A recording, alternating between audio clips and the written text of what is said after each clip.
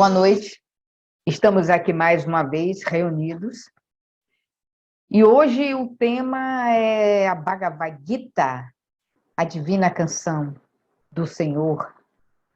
É um conto indiano, muito antigo, muito antigo, muito antigo mesmo, mas muito antigo, que nos traz a história do diálogo entre o mestre e o discípulo.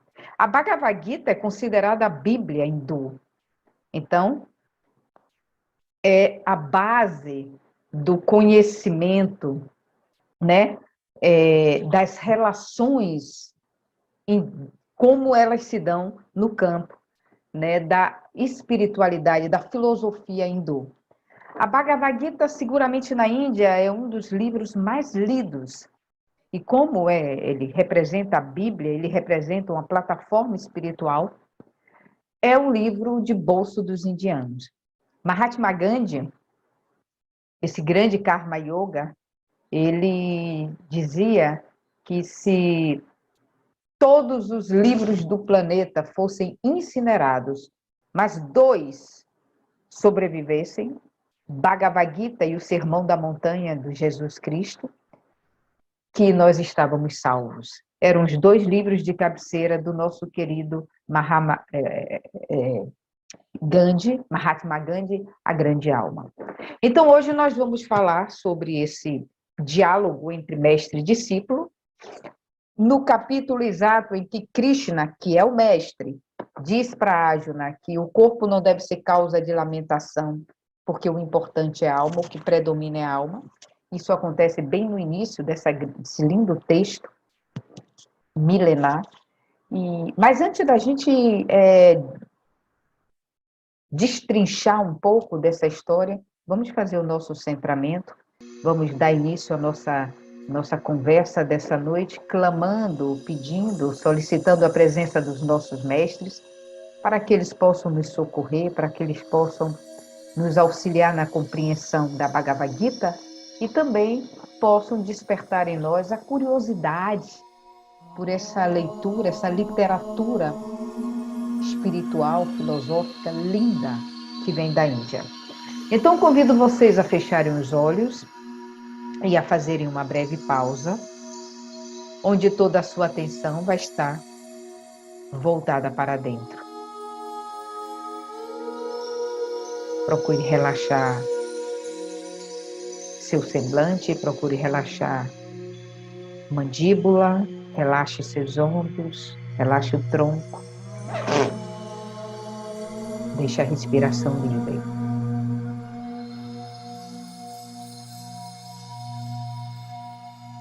E então, podemos trazer as nossas mãos unidas em Pranam Mudra, próximas ao coração. E podemos dar início inspirando e ao expirar vibrando o mantra Om 3 vezes.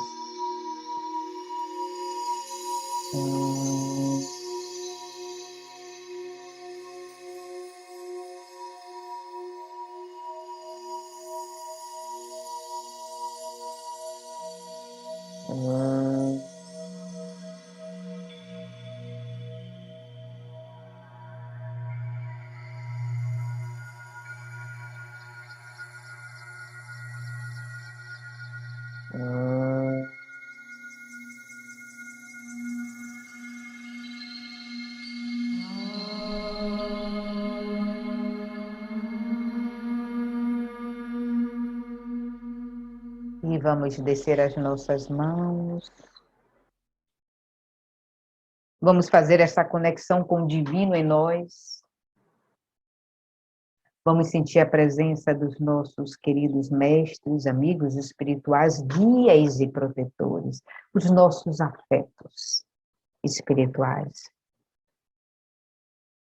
E assim podemos abrir os nossos olhos suavemente.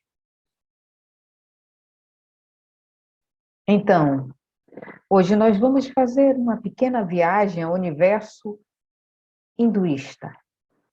A Bhagavad Gita, como eu disse no início da nossa conversa, é a Bíblia hindu. E a Bhagavad Gita é, sem dúvida, um dos textos mais maravilhosos da humanidade. É um legado que a Índia deixa para o planeta com um conhecimento incrível sobre a natureza da mente humana. Pense numa história que retrata o combate entre membros da mesma família. Pense numa história que nos conta que Árjuna e seus 4 irmãos eram a parte nobre da família, mas nobre não no sentido de serem os afortunados financeiramente. Nobre porque eram éticos, humanos, gentis, virtuosos. Vamos nos transportar para uma Índia muito antiga, onde tudo o que o indivíduo indiano desejava, numa época onde o maior dos desejos era servir a Deus, onde a vida era uma vida voltada para o devocional. Pessoas casavam, pessoas construíam famílias, pessoas trabalhavam no comércio, né? Naquele tempo, o comércio da época, pessoas trabalhavam no campo, mas elas tinham uma busca devocional muito grande. Uma Índia extremamente religiosa. E tinha essa cidade, esse reino, que era um reino governado pelos primos de Árjuna. O reino era praticamente uma grande família. Todo mundo pertencia a uma grande família. Mas, como o conto é muito extenso e eu não vou poder esmiuçar, basicamente é isso. Krishna e seus 4 irmãos estavam sendo subjugados, estavam sendo destituídos do direito de governar, porque os seus primos eram usurpadores, eles eram interesseiros, eles trapaceavam em todas as negociações que envolviam o governo daquele reino. E eles não queriam que Árjuna e seus irmãos, que eram os legítimos sucessores ao reino, eles não queriam que eles governassem, porque eles eram ambiciosos, esses primos eram ambiciosos, e Árjuna e os irmãos eram justos, eram uma parte da família abnegada, eram amorosos, eram guerreiros transcendentais, buscadores de Deus. Então, a história começa, e eu não vou poder me alongar, porque ela é muito extensa e cheia de detalhes, começa em Árjuna se sentir durante muitos anos, ele e os irmãos se sentem durante muitos anos completamente subjugados, maltratados e excluídos daquele reino, de todas as formas, com todos os castigos possíveis, de forma que eles saiam do reino, que eles fiquem afastados e que os primos dele, os 100 primos, porque era uma família de 100, pudessem governar arbitrariamente. O pai desse primo que estava governando dessa forma era irmão do pai de Árjuna, que já tinha morrido. E esse tio de Árjuna era cego, cego mesmo, nasceu sem enxergar. E isso é muito significativo, porque o cego também na Bhagavad Gita quer dizer aquele que não vê, aquele que não enxerga, não só com os olhos da matéria, mas também não enxerga com os olhos da alma, porque ele criou esses 100 filhos de maneira que esses meninos, esses se tornassem homens, destituídos de caráter, ambiciosos, trapaceiros, tenebrosos. Então, quando ele é apresentado dizendo que ele era um rei cego, ele era cego porque ele não queria ver toda a sorte de trapaça que os filhos faziam para continuar no governo, maltratando os próprios primos, destituindo esses primos do direito de ter o seu lugar no reino. Essa família, formada por esses dois núcleos, um sombra e outro luz, também tinha um outro membro muito importante nessa família, que é Krishna.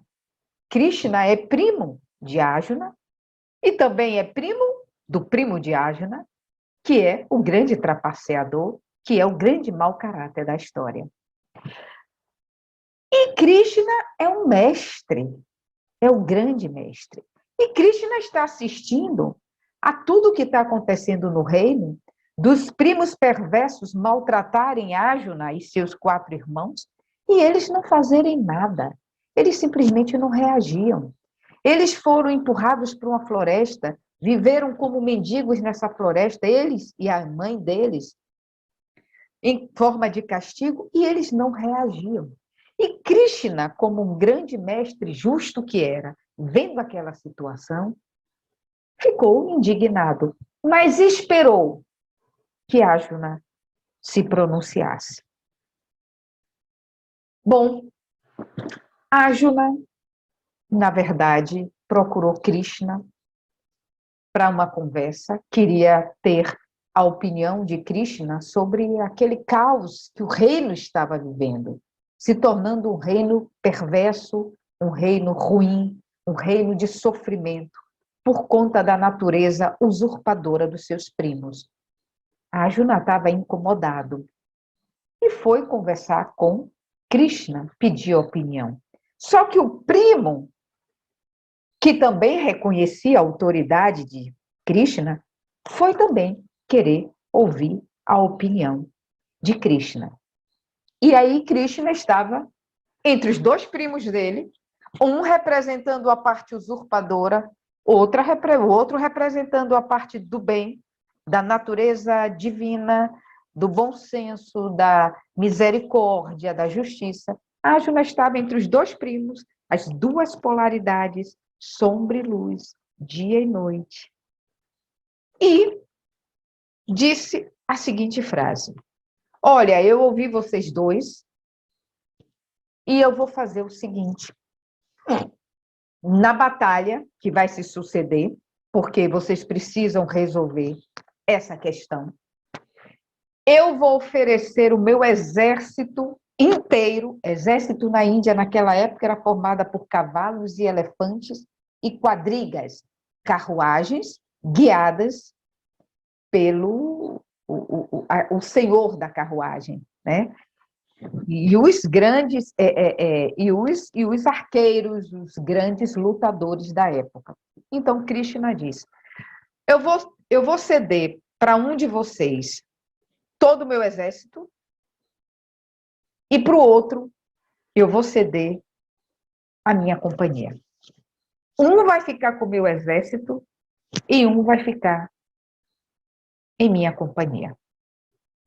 E aí o primo usurpador, que era ambicioso, disse, ele fez um jogo de moeda e disse, eu sou o primeiro, eu quero o exército.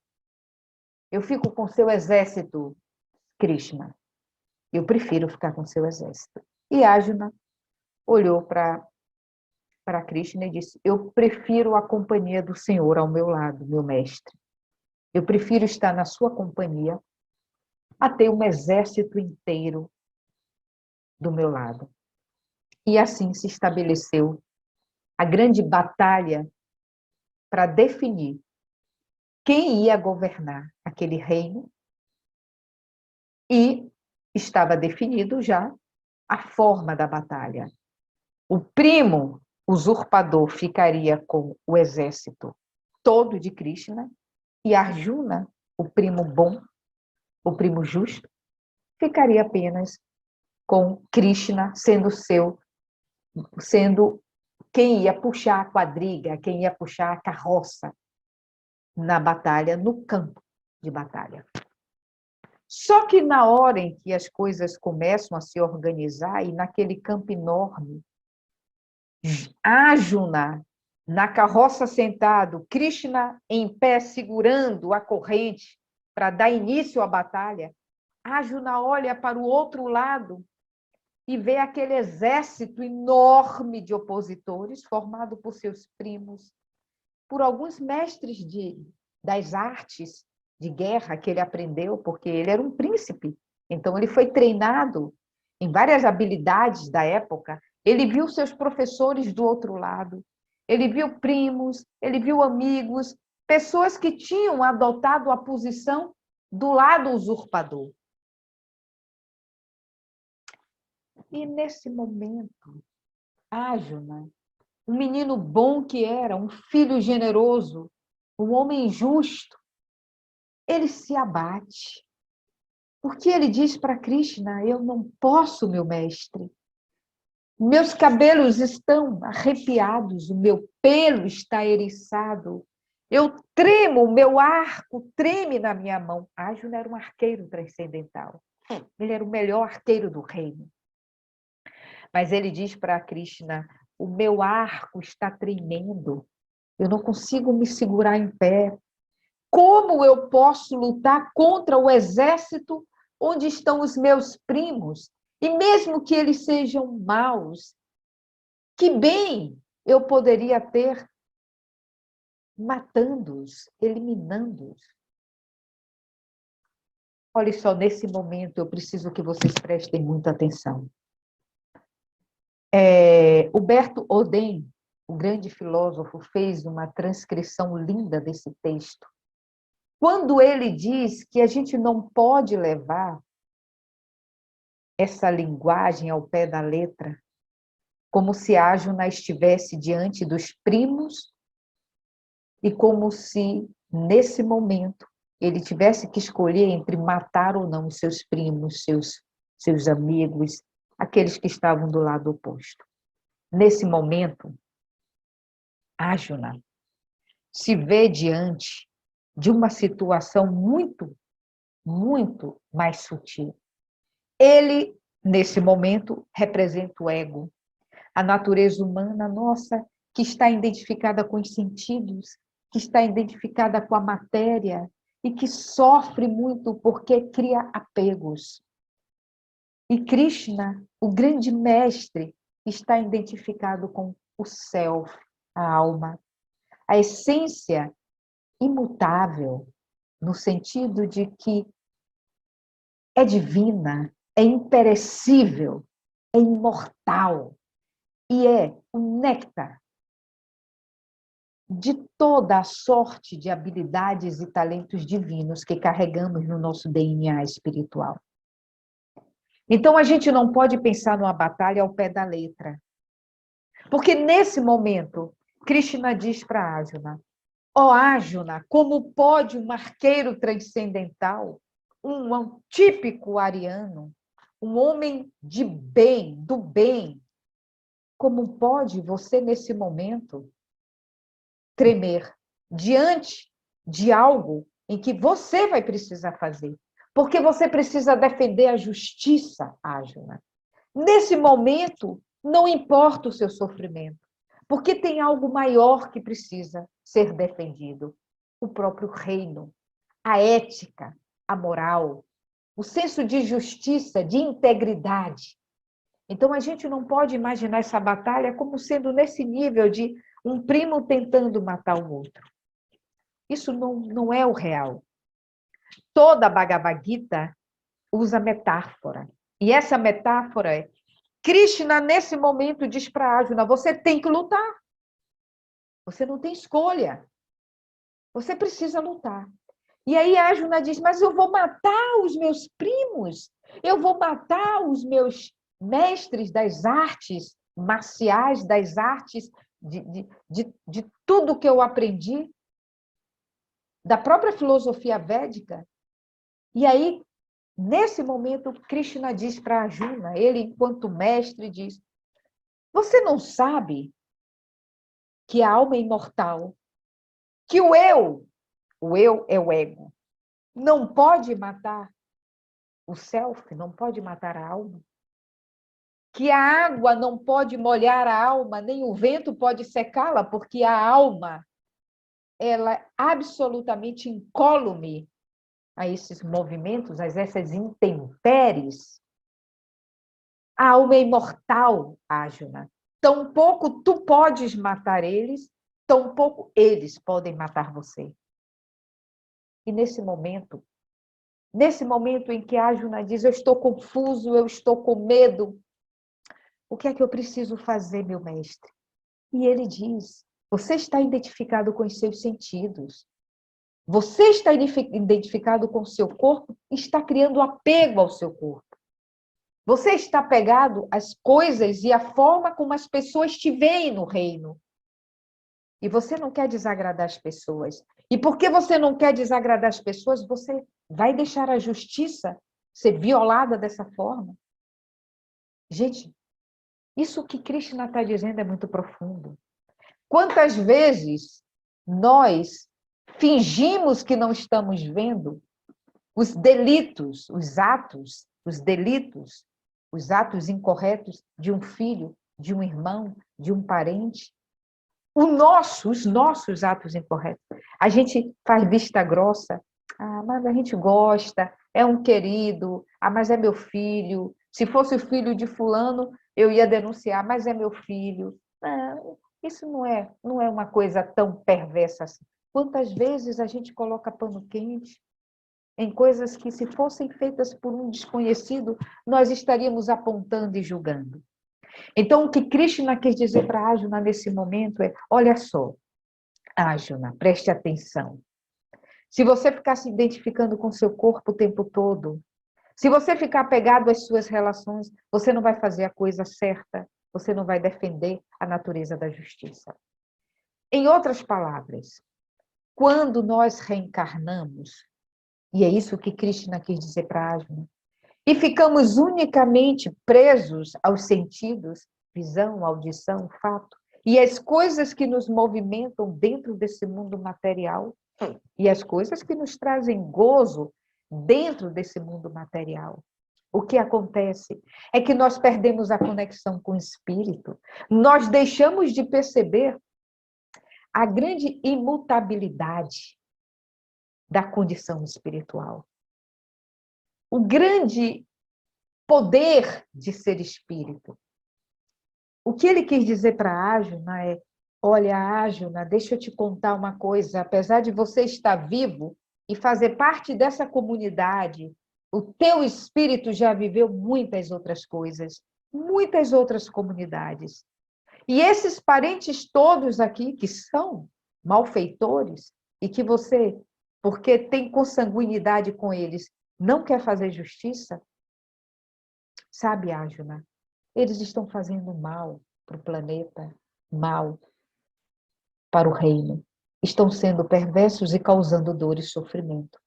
E quando nós não guerreamos, combatemos o mal, quando nós não combatemos o mal, nós estamos, de certa forma, de acordo com ele. Então, esqueçam, por favor, se vai matar ou morrer. Isso é tudo metáfora, isso é figurativo.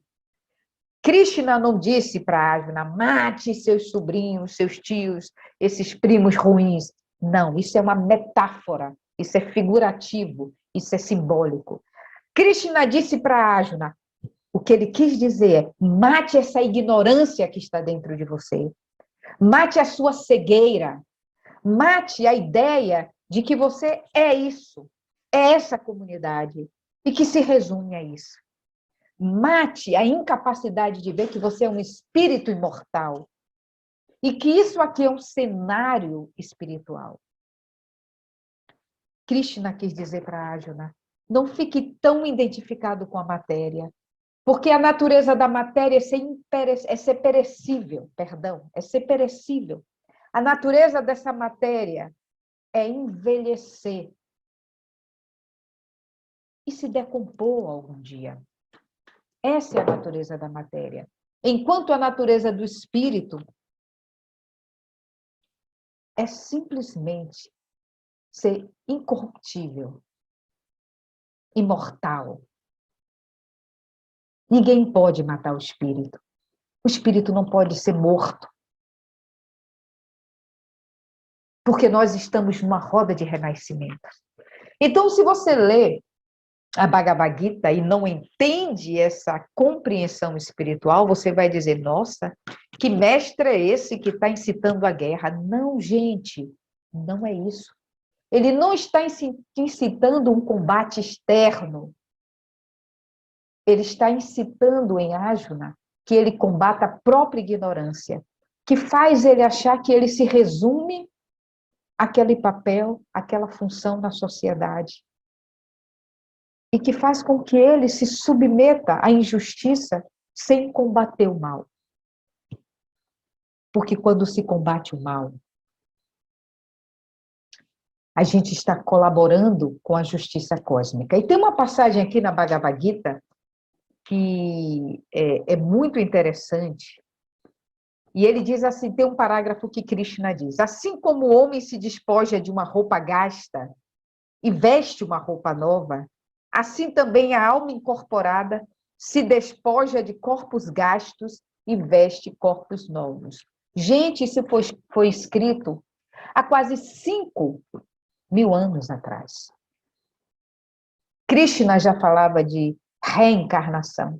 Por isso o hinduísmo, os Vedas, são os primeiros textos filosóficos e espirituais da humanidade. E são eles que tratam da reencarnação, em primeiro modo, em primeiro tempo. Então, a gente precisa entender a Bhagavad Gita, e se vocês tiverem interesse, esse livro é muito simplificado, Bhagavad Gita, pequenininho, da editora Martin Clare, com a tradução de Huberto Rodin, que é um filósofo, teólogo maravilhoso, já desencarnado, mas deixou um legado humanitário de uma tradução de textos clássicos, de filosofias orientais, como só ele conseguiu fazer. Então, entender isso. E qual é a mensagem de Krishna para Arjuna? Meu querido, você precisa ver que você não é só isso. Você precisa ver que mesmo que você esteja doído por dentro, algumas coisas precisam ser feitas para que você continue sendo um homem que busca a unificação com Deus. Para que você seja parte desse divino, você precisa fazer diariamente, ter diariamente atitudes que corroborem a sua natureza espiritual. O que ele quis dizer para Arjuna foi: você está somente identificado com dor e sofrimento, com relações superficiais, com contextos materiais. Mas olhe que, para além desses caras serem seus primos, eles estão fazendo mal. E aí você tem outras traduções que não compete aqui agora, o tempo não seria possível, que cada primo desse representa uma dificuldade nossa, uma ignorância, uma dificuldade, um desconhecimento. O rei é cego representa a nossa cegueira, muitas vezes, em não enxergar o óbvio, em ficar limitado às relações parentais, e por conta disso, a gente às vezes deixa de ser justo, deixa de ser honesto, deixa de ser bom, e outras coisas mais, né? E outras coisas mais. O importante é entender que quando Arjuna diz para Krishna diz para Arjuna que o corpo não deve ser a causa de lamentação, ele está dizendo assim: Arjuna, você está muito identificado com a matéria. A matéria, pela própria natureza, se desintegra. Você precisa se identificar com o espírito. Você precisa olhar esse campo de batalha com outros olhos. A mesma coisa que Krishna diria para a gente, diante de uma dor muito intensa que a gente está atravessando, e Krishna diria assim: se afaste um pouco, dê um passo à retaguarda, saia um pouco do campo de visão e olhe essa situação com outros olhos. Porque quando eu me identifico com a dor e com o sofrimento, eu faço uma imersão e eu não consigo ver de outra forma. Então, a proposta de Krishna, que é Arjuna, veja as coisas com outros olhos. O reino está sendo usurpado.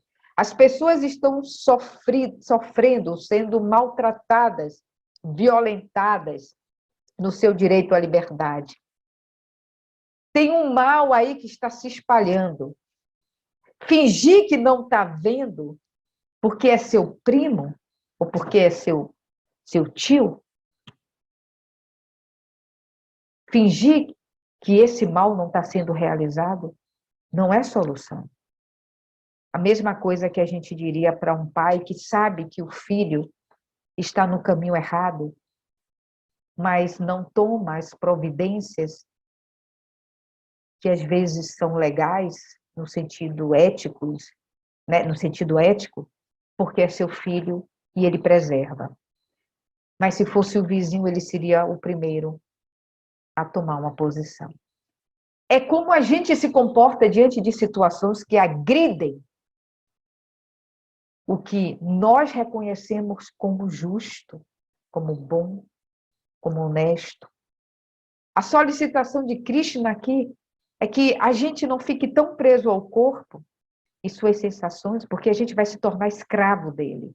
Escravo das coisas que dão prazer e refém das coisas que dão desprazer. O que Arjuna e Krishna dialogam o tempo todo nesse conto, nesse épico Bhagavad Gita, é como nós precisamos lembrar diariamente que a nossa natureza é espiritual. Predominantemente espiritual, não é material. A matéria é um invólucro, é uma carcaça, é uma ferramenta, é um templo maravilhoso com um tempo de vida, porque é matéria. E sendo matéria, a natureza da matéria, a natureza da materialidade é ser corruptível, ou seja, é se decompor, é envelhecer, seguir um fluxo, nascimento, crescimento, depois vem as fases da vida, depois vem o amadurecimento, vem a velhice e depois vem a morte. Isso não tem como mudar. Mas se a gente só fica identificado a esse ciclo da matéria e as condições que regem esse ciclo, a vida da gente vai ser aquela caixinha fechada. Se eu tenho uma coisa que me dá prazer hoje, eu tenho uma coisa que me dá prazer. Se essa coisa que me dá prazer me for destituída, eu me deprimo. Porque eu estou me identificando somente com esses elementos que estão relacionados à materialidade e aos prazeres dessa materialidade e às dores dessa materialidade. Então, nesse momento em que Krishna clama que Arjuna preste atenção, porque ele é um espírito, ele convoca uma inteligência maior de Arjuna, para que ele se lembre. Só que Arjuna está muito entorpecido, porque ele é um menino ainda, ele é muito novo. E apesar de ser uma alma já extremamente iluminada, ele ainda está envolvido com essa materialidade. Ele tem um potencial de iluminação, mas ele ainda está envolvido com a materialidade. E aí, durante o Bhagavad Gita, durante toda essa história, Arjuna pede para Krishna dizer para ele como é que eu, meu mestre, ele fala para Krishna e diz, como eu posso entender o que você está me dizendo com maior clareza, porque eu ainda não consigo entender, eu estou confuso. E eu preciso saber que posição tomar.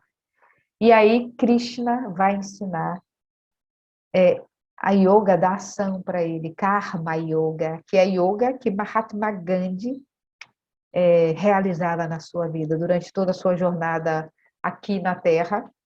Ele foi um excelente Karma Yoga. Karma Yoga significa yoga da ação correta. Por isso que Krishna diz, Arjuna, você está na dúvida, você está numa bifurcação, você está muito relacionado à sua matéria, você está preso aos elementos do corpo, eu vou te ajudar. Eu vou te ensinar sobre Karma Yoga, que é yoga da ação correta. Porque na Índia, naquele tempo, os indianos tinham muito medo do karma. Eles tinham a ideia de que tudo gerava karma. Tudo que eu fizer vai gerar um karma. Então, por conta de medo de gerar um karma, os indianos começaram, uma parte grande de indianos, essa parte grande começou a querer não agir. Eu não vou fazer ação nenhuma, porque se eu fizer qualquer coisa, eu vou aumentar meu karma. Por isso, na Índia, tem sistema de castas. A sociedade se divide em castas. Pessoas que nasceram pobres e vão morrer pobres, porque elas não querem criar karma saindo daquela condição de pobreza e indo para uma condição melhor. Pessoas que nascem guerreiras vão morrer guerreiras. Os brahmanes, que são os sacerdotes, têm que ser sacerdotes. Eles não têm como fugir dessa determinação, porque eles não querem gerar karma. E por conta disso, infelizmente, os indianos levaram um longo tempo com uma atitude passiva, não é pacífica. Aquela coisa de alimentar a pobreza, porque talvez se tentar melhorar de vida, isso fosse trazer um karma. E Krishna, sabiamente nesse texto, explica, não tem nada disso. A gente precisa entender que Karma Yoga é a yoga da ação correta, porque não é certo não agir. O não agir é passividade, e não existe, porque tudo é atividade no cosmos. Tudo tem movimento. Eu estou aqui agora falando com você, eu estou movimentando, meu coração está pulsando, minhas artérias, o sangue está fluindo, meus capilares, meus órgãos funcionam. Tem atividade em mim, tem atividade em você, tem atividade em tudo. Não há inatividade no cosmos. Então, Krishna explicou isso para Arjuna. Então, o correto, se você está em dúvida, porque você está com medo de agir e gerar um karma, eu vou lhe explicar uma coisa, Arjuna. A passividade também pode gerar karma, porque é omissão. Então, preste atenção, ele disse. Arjuna, preste atenção. Não é não agir por medo. Não é não agir. E também não é agir pelo ego. Olha só que interessante. Não agir é um polo e agir pelo ego é outro polo.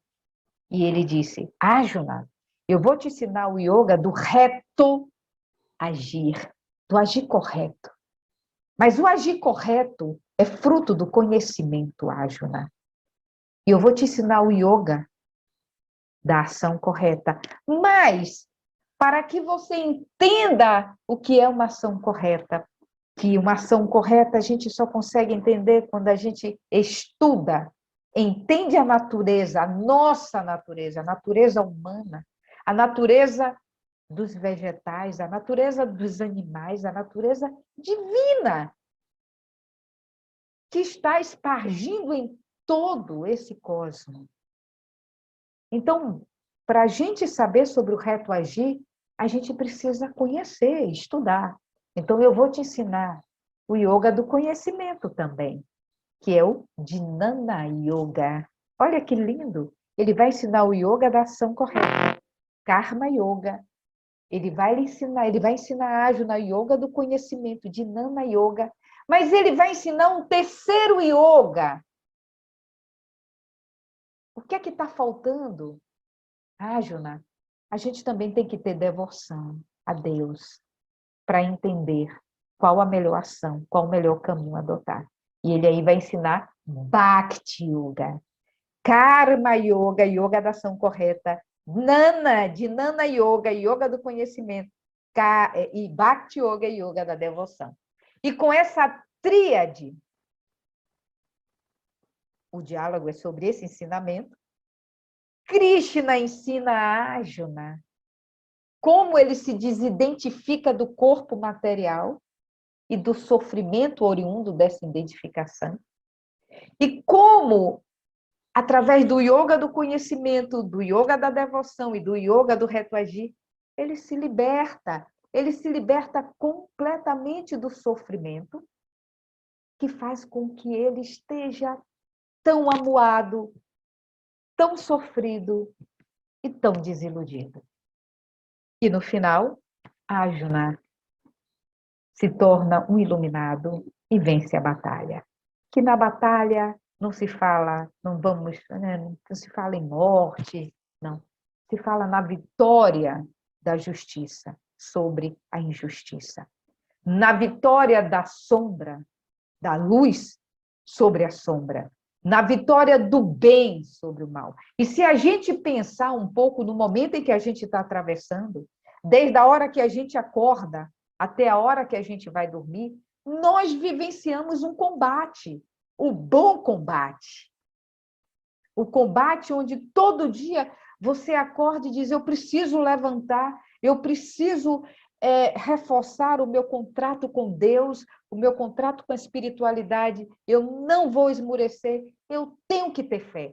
Todo dia a gente entra na Bhagavad Gita, todo dia a gente tem um combate em que precisa ser realizado para que a gente faça a nossa jornada ter sucesso, ser concluída no nosso Dharma, Então, é isso, é muita metáfora, é muito simbolismo, mas é muito amplo, é muito bonito. Lembre-se, toda vez que eu acordo e que estou me sentindo cansada, eu lembro de Arjuna e Krishna, e lembro da batalha que é estar aqui nesse planeta, da batalha que é enterrar um animalzinho de estimação, amado, da batalha que é enterrar um ente querido, da batalha que é ver pessoas que a gente ama entrando em estados de demência e indo para um caminho onde a gente sabe que vai ser o desencarne, a finalização do processo. Todos nós estamos enfrentando grandes desafios. E o chamado de Krishna da nova era nós somos Arjuna, e ele está a nos dizer, Deus está a nos dizer, a espiritualidade está a nos dizer, combata o bom, faça, realize o bom combate dentro de você, combatendo a ignorância, combatendo as trevas, combatendo a incapacidade de amar de uma forma mais genuína e compassiva, combatendo a nossa incapacidade de dizer assim, eu preciso deixar ir, porque eu não detenho pessoas nem coisas. E esse é o combate nosso de cada dia. Nós estamos ainda numa pandemia em que nós estamos no bom combate o tempo todo. Se vocês tiverem curiosidade, e eu espero ter despertado minimamente essa curiosidade em cada um, entrem na internet, coloquem lá Bhagavad Gita, Canção do Divino Mestre, texto integral da Martin Clare. Martin Clare é uma editora de bolso. Ele é muito simples, esse livro. Quer dizer, Huberto Rodin tentou simplificar de uma forma linda, porque é um texto complexo. Mas se vocês tiverem curiosidade, vale a pena entender a grandiosidade desse relato de coragem, desse relato de força e desse diálogo transcendental entre mestre e discípulo, entendendo que é uma grande metáfora e que o combate é dentro de cada um, combatendo o medo, combatendo a escuridão da ignorância, combatendo a ansiedade que destrói a nossa saúde, que vai vulnerabilizando a nossa vitalidade, combatendo a cegueira espiritual, combatendo a preguiça espiritual que nos faz demorar tanto nos nossos processos. Essa é a proposta. E eu estou muito feliz de poder trazer um pouco da Bhagavad Gita para vocês. Sei que para o oriental, para o ocidental, não é um texto fácil. Sei que dizer as coisas que eu disse pode talvez confundir um pouco. Mas lembre-se, não é uma guerra real, é uma guerra dentro de cada um de nós. É a guerra que enfrentamos quando estamos tristes e precisamos continuar. Quando estamos desolados e precisamos, às vezes, acolher um irmão, acolher um amigo. Mesmo com nossa dor, nós podemos dizer, eu posso. Eu posso, eu consigo ter empatia pelo sofrimento do outro, ao ponto de dizer assim, ok, eu dou conta e eu posso fazer esse caminho com você. Nós estamos realizando o bom combate diariamente. E que nós consigamos vencer essa batalha interior, que muitas vezes nos remete para lugares sombrios de medo, de ansiedade, de raiva, de mágoa, que a gente possa acender essa luz que Krishna ensinou para Arjuna e que a gente possa entrar em 2022 mais fortalecidos nas nossas convicções espirituais. Que Deus nos abençoe e que Deus nos dê uma noite maravilhosa. Convido vocês a trazerem as mãos unidas em Pranam e vamos encerrar dizendo Om Shanti. Muita paz, muita paz.